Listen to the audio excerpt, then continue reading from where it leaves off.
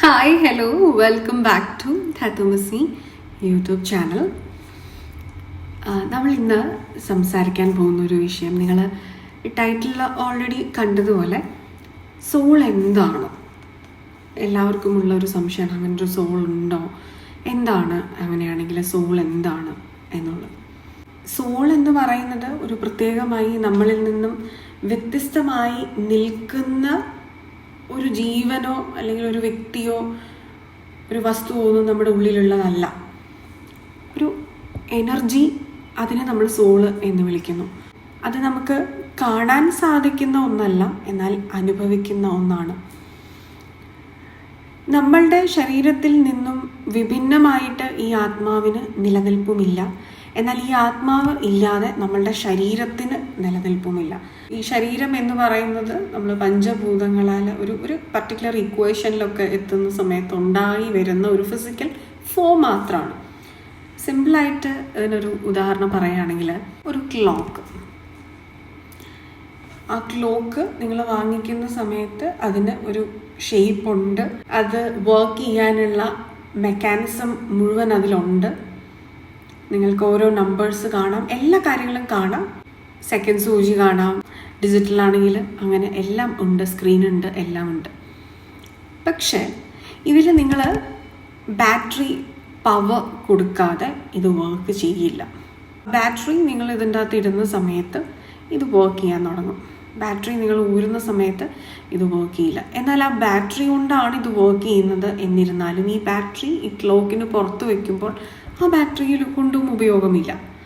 അത് വർക്ക് ചെയ്യുന്ന ഏതെങ്കിലും ഒരു സോഴ്സിൽ, അത് വർക്കബിൾ ആയിട്ടുള്ള ഏതെങ്കിലും ഒരു എക്യുപ്മെൻറ്റിൻ്റെ അകത്തിടുമ്പോഴാണ് ആ ബാറ്ററിയും ഉപയോഗം ഉള്ളതായി മാറുന്നത് എന്ന് പറയുന്നത് പോലെയാണ് ശരീരവും ഈ എനർജിയും ഒന്നിച്ചു നിൽക്കുമ്പോൾ മാത്രമേ ഇതിനെന്തെങ്കിലും ഒരു മൂല്യമുള്ളൂ, അല്ലെങ്കിൽ ഇത് വർക്ക് ചെയ്യുകയുള്ളൂ.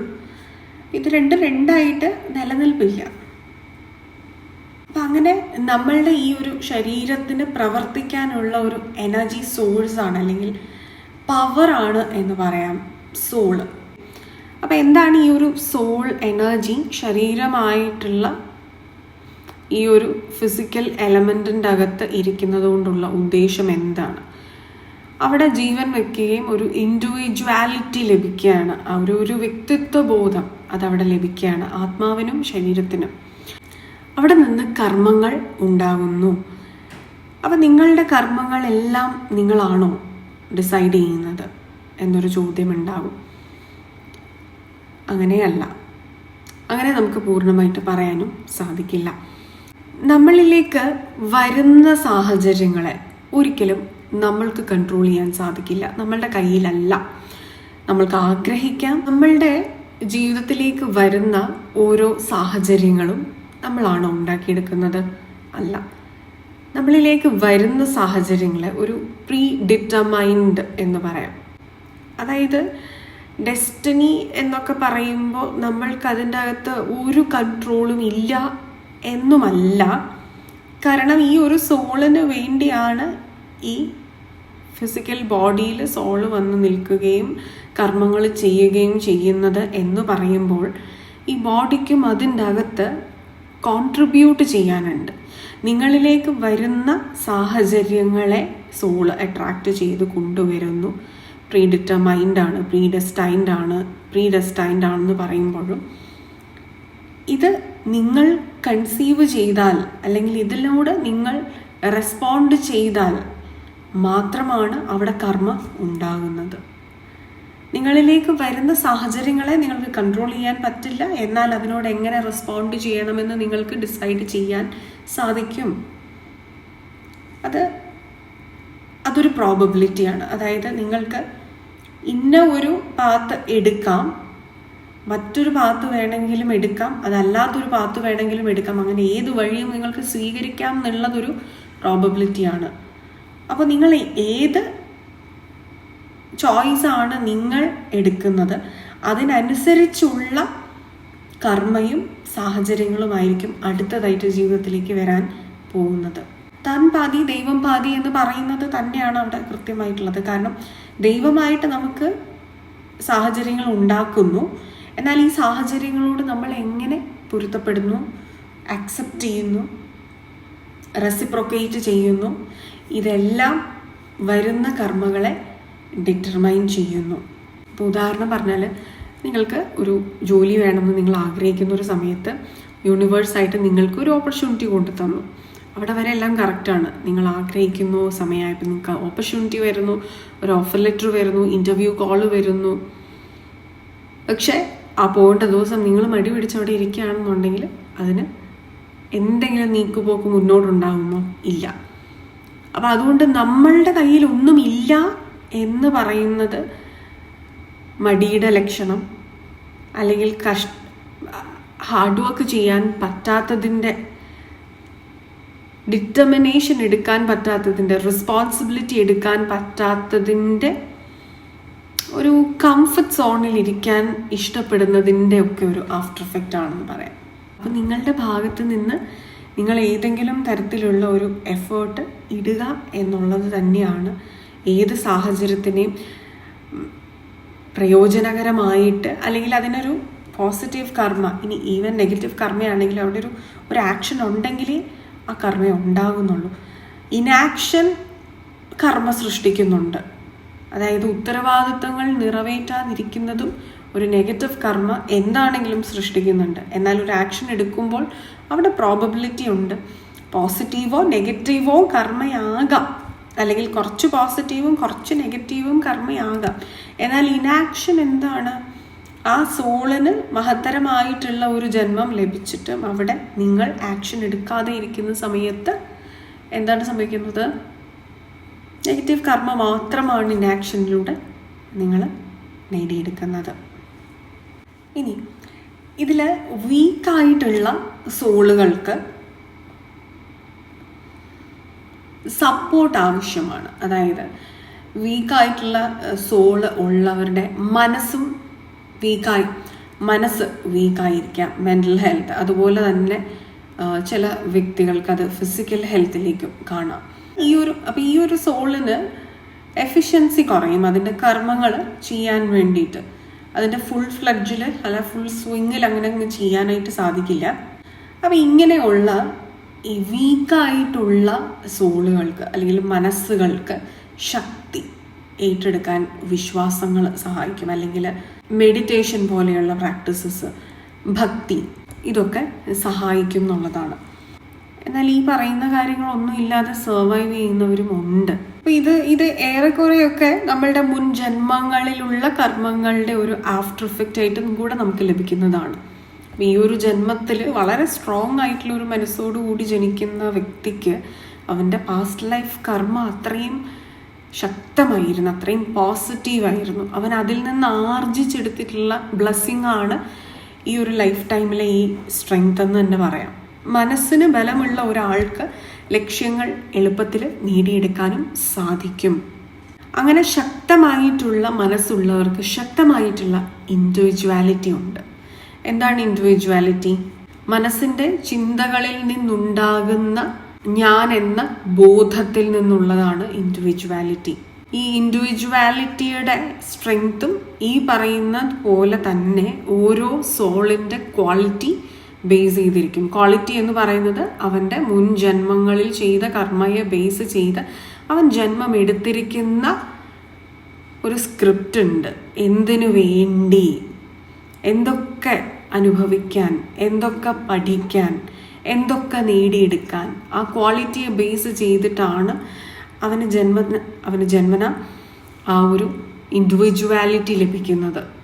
നമുക്ക് നമ്മളുടെ ഈ ജന്മത്തിലെ കർമ്മം കൊണ്ട് ഈ ഇൻഡിവിജ്വാലിറ്റി എത്ര വീക്കാണെങ്കിലും ശക്തിപ്പെടുത്തിയെടുക്കാം. അതിനെ എവല്യൂഷൻ എന്ന് പറയും. അൾട്ടിമേറ്റ്ലി അത് തന്നെയാണ് സോളും ആഗ്രഹിക്കുന്നത്. യൂണിവേഴ്സ് നമ്മളിൽ നിന്നും എക്സ്പെക്റ്റ് ചെയ്യുന്നത് എവല്യൂഷനാണ്, സോൾ എവല്യൂഷനാണ്. അപ്പം അവിടെ എന്നാൽ ഈ മാറാൻ തയ്യാറാകാത്ത മനസ്സുകൾ എന്ത് വിചാരിക്കും? എല്ലാം ദൈവം കൊണ്ട് തന്നോളും, ഞാൻ ഒന്നും ചെയ്യാനില്ല, ഇതൊക്കെ വിധി മാത്രമാണ്, അതിലെനിക്ക് ഒരു റോളും ഇല്ല. ഈ സ്വന്തം ലൈഫിൻ്റെ റെസ്പോൺസിബിലിറ്റി ഏറ്റെടുക്കാൻ പേടിയും മടിയും ഒക്കെ ഉള്ളവർ അങ്ങനെ തന്നെ വിചാരിക്കും. എന്നാൽ അവന് മാറാൻ സമയമാകുമ്പോൾ അവന് തോന്നലുണ്ടാവുകയും ചെയ്യും. അനിശ്ചിതത്വം എന്ന് പറയുന്നത്, അല്ലെങ്കിൽ ഇൻസെക്യൂർ സിറ്റുവേഷൻസ്, കൺഫ്യൂഷൻസ്, എക്സ്ട്രീമായിട്ടുള്ള സാഡ്നെസ്, ക്ലാരിറ്റി ഇല്ലായ്മ, ഇതെല്ലാം ജീവിതത്തിൽ ആർക്ക് വേണമെങ്കിൽ എപ്പോൾ വേണമെങ്കിലും സംഭവിക്കാവുന്ന കാര്യങ്ങളാണ്. ഇതൊക്കെ മനസ്സിനെ അഫക്റ്റ് ചെയ്യുകയും ചെയ്യും. അതെന്നാൽ പലർക്കും പല രീതിയിലാണ് അഫക്റ്റ് ചെയ്യുന്നത്. മനസ്സിനെ ബലപ്പെടുത്താനായിട്ട് നമ്മൾ സ്ഥിരമായിട്ട് ചെയ്യേണ്ട ഒരു പ്രക്രിയയുണ്ട്, സെൽഫ് ഇൻട്രോസ്പെക്ഷൻ. തിരക്ക് പിടിച്ചോടുന്ന ജീവിത സാഹചര്യത്തിൽ നിന്നും ഒരു ബ്രേക്ക് എടുത്ത് അത് റെഗുലർ ബേസിസിൽ ചെയ്യുകയും വേണം. നമ്മളതിനെ മെഡിറ്റേഷൻ എന്ന് പറയും. പല രീതിയിലുള്ള മെഡിറ്റേഷൻസ് ഉണ്ട്.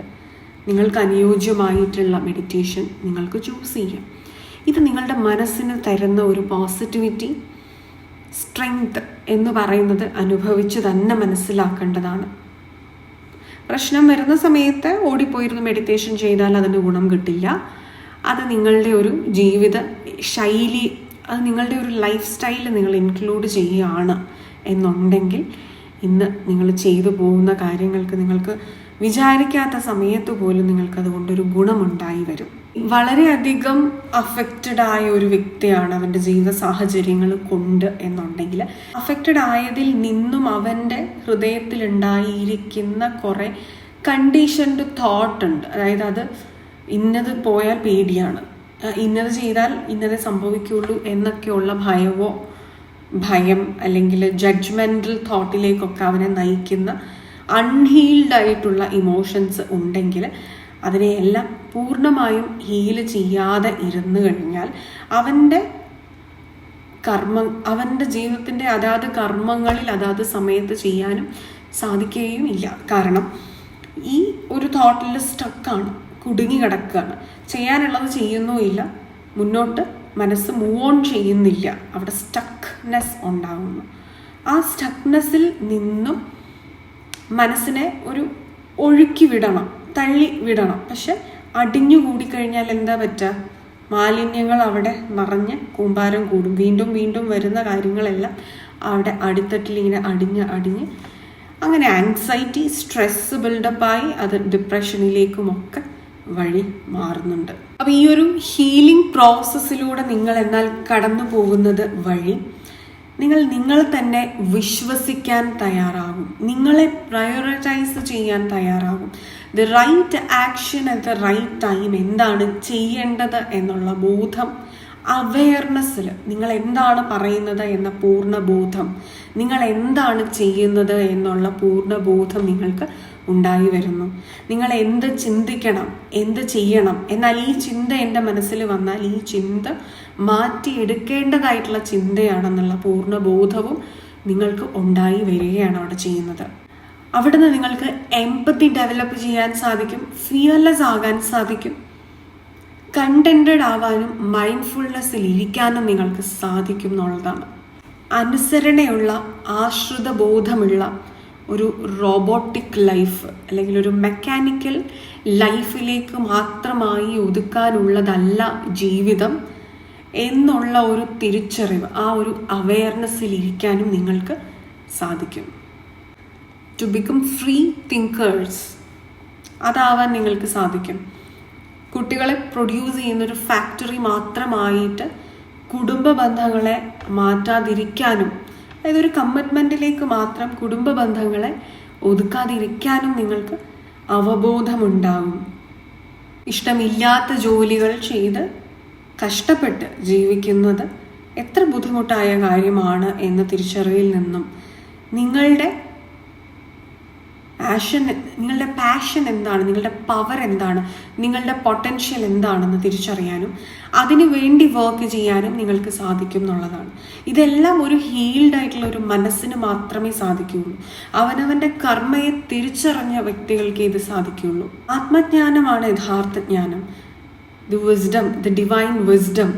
നമ്മളെല്ലാവരും ആസ് എ സോൾ വളരെയധികം ഉയർന്ന ചിന്താരീതികളായിട്ട് അവനവൻ്റെ കർമ്മ അവനവന് റെസ്പോൺസിബിലിറ്റി ഉണ്ടാക്കുന്നു, അത് ഏറ്റെടുക്കാനുമുള്ള ധൈര്യമുണ്ട്, സ്വന്തം ആഗ്രഹങ്ങൾക്ക് വേണ്ടി നിലകൊള്ളാനുമുള്ള മനോബലവും വീര്യവും എല്ലാം ഉണ്ട് എന്നുള്ള ഒരു ലെവലിലേക്ക് അതുപോലെ തന്നെ എൻ്റെ ആഗ്രഹങ്ങൾക്ക് വേണ്ടി ഞാൻ മറ്റൊരു വ്യക്തിയെ മനസ്സുകൊണ്ടോ ശരീരം കൊണ്ടോ ഒന്നും മുറിവേൽപ്പിക്കില്ല എന്നുള്ളത് അതിൽ നിന്നുണ്ടാകുന്ന കർമ്മ നെഗറ്റീവ് ആണെന്നും അതിൻ്റെ റെസ്പോൺസിബിലിറ്റി എനിക്കുണ്ട് എന്നും ഒക്കെ തിരിച്ചറിയുന്ന വളരെ മെച്യൂറായിട്ട് ചിന്തിക്കുന്ന മെൻ്റൽ ക്ലാരിറ്റി ഉള്ള സ്പിരിച്വൽ വിസ്ഡം ഉള്ള ഒരു ജനതയ്ക്ക് ഈ സർട്ടിഫിക്കറ്റ്സിൻ്റെയോ നിയമത്തിൻ്റെയോ ഒന്നും ആവശ്യം അവിടെ ഉണ്ടാകുന്നില്ല. എന്നാൽ വളരെ ഇമ്മച്യൂറായിട്ടുള്ള മനസ്സുമായിട്ട് അല്ലെങ്കിൽ സ്പിരിച്വൽ വിസ്ഡം അത്രയും എത്തിയിട്ടില്ലാത്ത വ്യക്തികളാണ് നമ്മൾ എല്ലാവരും. പല സാഹചര്യത്തിലും ഇമോഷൻസിന് കീഴടങ്ങി തന്നെ വൈകാരികമായിട്ട് പല രീതിയിലും ഡിസിഷൻസ് എടുക്കുന്നവരുമായതുകൊണ്ട് നമുക്ക് അവിടെ ഈ പറയുന്ന നിയമ സംവിധാനങ്ങളും സർട്ടിഫിക്കറ്റ്സും എല്ലാം ആവശ്യമായി വരുന്നു എന്നുള്ളതാണ്. ഇങ്ങനെയുള്ള ഈ മെഷറിംഗ് പോയിന്റ്സ് ഒന്നും ഇല്ലാതെ പരസ്പരം വിശ്വസിക്കാനും ജീവിതം സക്സസ്ഫുൾ ആയിട്ട് മുന്നോട്ട് കൊണ്ടുപോകാനും സാധിക്കും എന്ന വിധത്തിൽ മനുഷ്യർ ഉയരണം, മനുഷ്യരുടെ ചിന്തകൾ ഉയരണം. അപ്പോഴാണ് ശരിക്കും എല്ലാവരും സ്പിരിച്വലി അവേക്കൻഡ് ആകുന്നത്. ഇന്ന് എത്ര പേരെ നമുക്ക് വിശ്വസിക്കാം അല്ലേ എന്ന തോട്ട് നമുക്കുമുണ്ട്. നമ്മളെ മറ്റുള്ളവർക്ക് നമ്മളൊന്നും ചെയ്യാൻ ഉദ്ദേശിക്കുന്നില്ലായിരിക്കും, പക്ഷെ നമ്മളെയും എത്ര പേര് ട്രസ്റ്റ് ചെയ്യും, തിരിച്ചു നമ്മളും.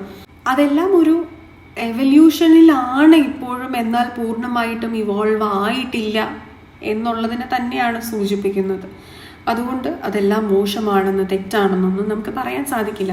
ഇതിങ്ങനെയാണ് സിസ്റ്റം. അതായത് ഒരു കൊച്ചുകുട്ടി LKG പഠിച്ചു കഴിഞ്ഞിട്ടാണല്ലോ അവൻ 10ാം ക്ലാസ്സിൽ എത്തുക. 10th ഇരിക്കുന്ന ഒരു കുട്ടിക്ക് അവൻ്റെ വിവരം വെച്ചിട്ട് LKG പഠിക്കുന്ന കുട്ടിയെ കമ്പയർ ചെയ്യാൻ പറ്റില്ല എന്ന് പറയുന്നത് പോലെ ഓരോ ആൾക്കാർ പ്രായമോ ഒന്നും അതിന് മാനദണ്ഡമല്ല.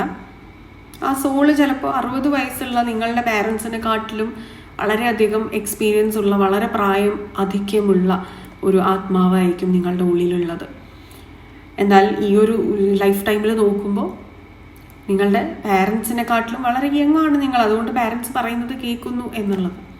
പക്ഷെ അതിലൊക്കെ എത്രമാത്രം ന്യായങ്ങളുണ്ട് എന്നുള്ളത് ചിന്തിക്കുക. നിങ്ങൾക്ക് നിങ്ങളെക്കാട്ടിലും യങ് ആയിട്ടുള്ളവർ നിങ്ങളുടെ ബോധത്തിൽ എത്തിയില്ല, അല്ലെങ്കിൽ നിങ്ങളെക്കാട്ടിലും പ്രായമുള്ളവർ നിങ്ങളുടെ ബോധത്തിൽ എത്തിയില്ല എന്നുള്ളതിനെ ജഡ്ജ് ചെയ്യാനോ നിങ്ങൾക്ക് സാധിക്കില്ല എന്ന് പറയുന്നത് തെറ്റല്ല എന്നല്ല, ആത്മീയ തലത്തിൽ തെറ്റെന്നല്ലോ. അവർക്ക് അതിലേക്ക് ഉയരാനുള്ള സമയം കൊടുക്കുക എന്നുള്ളതാണ്. നമ്മൾ നോൺ വെജിറ്റേറിയൻ ഫുഡിൻ്റെ കാര്യം സംസാരിച്ച സമയത്ത് ഒരു സുഹൃത്ത് കമൻറ്റിൽ പറയുന്നുണ്ടായിരുന്നു, എല്ലാം തെറ്റാണ്, നോൺ വെജ് കഴിക്കുന്നതെല്ലാം തെറ്റാണ് എന്നുള്ളത്. എല്ലാവരോടുമായിട്ട് പറയാനുള്ളത്, നിങ്ങൾ ഇപ്പോൾ സാത്വിക ഗുണമുള്ള ഒരു തലത്തിലെത്തി നോൺ വെജ് പൂർണ്ണമായും ഉപേക്ഷിച്ച ഒരു നിലയിൽ നിൽക്കുന്നു എങ്കിൽ അത് നിങ്ങളുടെ വളർച്ചയെ തന്നെയാണ് സൂചിപ്പിക്കുന്നത്. മറ്റുള്ളവർ നിങ്ങളുടെ അത്രയും വളരാത്തത് കൊണ്ടായിരിക്കാം അവർ മീറ്റ് കഴിക്കുന്നത്. അതുകൊണ്ട് അവർ തെറ്റാന്ന് പറയാൻ പറ്റില്ല. അവരാ തെറ്റ് മനസ്സിലാക്കി ഉൾക്കൊണ്ട് അവർക്ക് സ്വയം തോന്നുമ്പോഴാണ് അവരത് തിരുത്തുക. അതിന് ചിലപ്പോൾ അവർക്ക് ഈ ജന്മം മതിയാകും, ചിലപ്പോൾ 10 ജന്മങ്ങളും കൂടെ അവർക്ക് ഇനിയും വേണ്ടി വരും. ഇത് മനസ്സിലാക്കാനുള്ള ആക്സെപ്റ്റൻസും അണ്ടർസ്റ്റാൻഡിങ്ങും ആ ഒരു എംപതിയുമാണ് യഥാർത്ഥത്തിൽ ഒരു വ്യക്തിക്ക് സ്പിരിച്വൽ പാതയിൽ വേണ്ടത്. നമുക്ക് മറ്റൊരാളെ കണ്ണടച്ച് കുറ്റം പറയാൻ എളുപ്പമാണ്, എന്നാൽ ഒരുപാട് നമുക്ക് നിയമവ്യവസ്ഥിതികളുണ്ട്. ഒരു കൂട്ടമായിട്ട് മനുഷ്യൻ ജീവിക്കുന്ന സമയത്ത് ഇങ്ങനെ വളർന്നിട്ടില്ലല്ലോ എന്ന് പറഞ്ഞ് അവന് തോന്നുന്നത് ചെയ്യാനും സാധിക്കില്ല. കാര്യം ഒരു വ്യക്തിയെ നമുക്ക് ഹേർട്ട് ചെയ്യാനുള്ള റൈറ്റ് ഇല്ല. അതുകൊണ്ടാണ് നമ്മൾ നിയമം ഉണ്ടാക്കിയിരിക്കുന്നത്. അപ്പം ഇത് മനസ്സിലാക്കിയിട്ട് വിമർശിക്കുക മറ്റുള്ളവരെ. നോൺ വെജ് കഴിക്കുന്ന ഒരാളെ പോയിട്ട് നിങ്ങൾ ചെയ്യുന്നത് തെറ്റാണെന്ന് അവരോട് പറയുന്നത് വഴി നിങ്ങൾ എന്ത് നേടുന്നു? അല്ലേ, നിങ്ങളൊന്നും നേടുന്നില്ല. അവർക്ക് അവയർനെസ് കൊടുക്കാനാണ് ശ്രമിക്കേണ്ടത്. അവർക്ക് അവയർനെസ് കൊടുക്കാൻ ശ്രമിക്കാം, പക്ഷെ അവർക്ക് അവയർനെസ് വരണം എന്ന് നിർബന്ധം പിടിക്കാൻ നിങ്ങൾക്ക് സാധിക്കില്ല. കാരണം അതിന് റിസൾട്ട് കിട്ടുമെന്ന് പ്രതീക്ഷിക്കരുത്. അപ്പം ഈ ഒരു മനസ്സിലാക്കലാണ്, എംപതിയാണ്, സ്പിരിച്വൽ ജേർണിയിലാണ് എന്ന് ഉണ്ടെങ്കിൽ നിങ്ങളുടെ സഹജീവികളോട് കാണിക്കേണ്ടതായിട്ടുള്ളത്. ഓക്കെ, അപ്പോൾ സോൾ എന്താണ് എന്നുള്ളതും സോളിൻ്റെ ഒരു ജേർണി എങ്ങനെയാണ് എന്നുള്ളതുമാണ് നമ്മൾ പറയാനായിട്ട് ശ്രമിച്ചിട്ടുള്ളത്. നിങ്ങൾക്ക് ചെറിയ അളവിലെങ്കിലും അത് മനസ്സിലായി എന്ന് വിചാരിക്കുന്നു. ഈ ഒരു വീഡിയോ നിങ്ങൾക്ക് ഇഷ്ടപ്പെട്ടിട്ടുണ്ടെങ്കിൽ കമൻറ്റ് ചെയ്യുക. Please do like, share and support. നിങ്ങളുടെ സപ്പോർട്ട് തന്നെയാണ് നമുക്ക് മോട്ടിവേഷനായിട്ടുള്ളത്. അപ്പോൾ അടുത്തൊരു ഇൻട്രസ്റ്റിംഗ് ടോപ്പിക്കുമായിട്ട് അടുത്തൊരു എപ്പിസോഡിൽ കാണുന്നത് വരെ all of you all take care. Bye.